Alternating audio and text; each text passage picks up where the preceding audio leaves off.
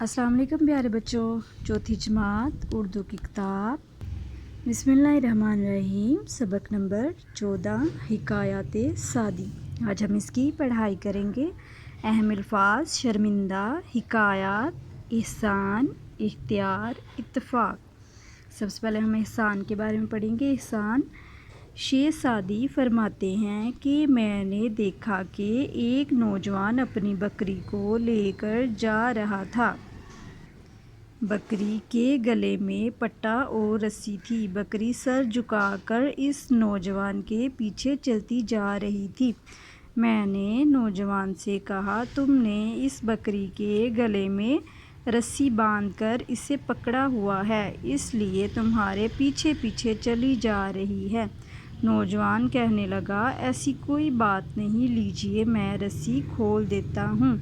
رسی کھولنے کے بعد بھی بکری اچھلتی کودتی اس نوجوان کے پیچھے چلتی رہی۔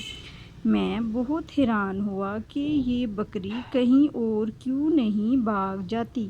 پھر میں نے سوچا کہ یہ نوجوان اس بکری کو روز دانہ اور چارہ کھلاتا ہے، اس کا خیال رکھتا ہے، اسی وجہ سے یہ بکری بھی اس کے پیچھے جا رہی ہے۔ ہمسایوں کے حقوق۔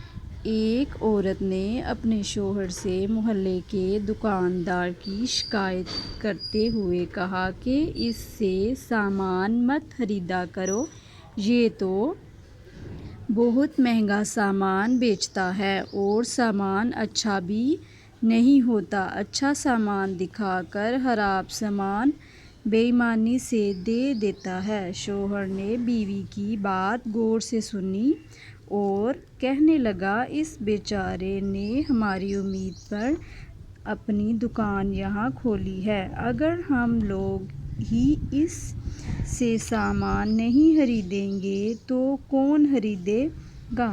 اس بیچارے دکاندار کو معاف کر دے، ہمیں نیک لوگوں کی راہ اختیار کرنی چاہیے، ہم اس کی اصلاح کرنے کی کوشش کریں تاکہ وہ بے ایمانی کرنے سے بچ جائے۔ اگر ہم اس کی امید پوری کریں گے تو اللہ تعالیٰ ہماری امید پوری کرے گا۔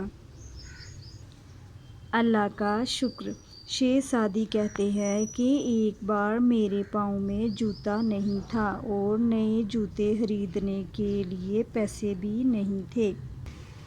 میں اس بے بسی پر پریشان تھا اور دل ہی دل میں اللہ تعالیٰ سے شکایت کر رہا تھا۔ ایسے ہی ننگے پاؤں چلتے چلتے میں مسجد میں جا پہنچا۔ وہاں جا کر میں نے ایک شخص دیکھا جس کے پاؤں ہی نہ تھے، مگر وہ پھر بھی اللہ تعالیٰ کا شکر ادا کر رہا تھا۔ میں بہت شرمندہ ہوا، فوراً اللہ تعالیٰ سے معافی مانگی اور اس کا شکر ادا کیا کہ اگر میرے پاس جوتے نہیں تو کیا ہوا، اللہ تعالیٰ نے پاؤں تو عطا کیے ہیں۔ ٹھیک ہے بچوں، یہاں تک آپ نے اس کی پڑھائی کرنی ہے۔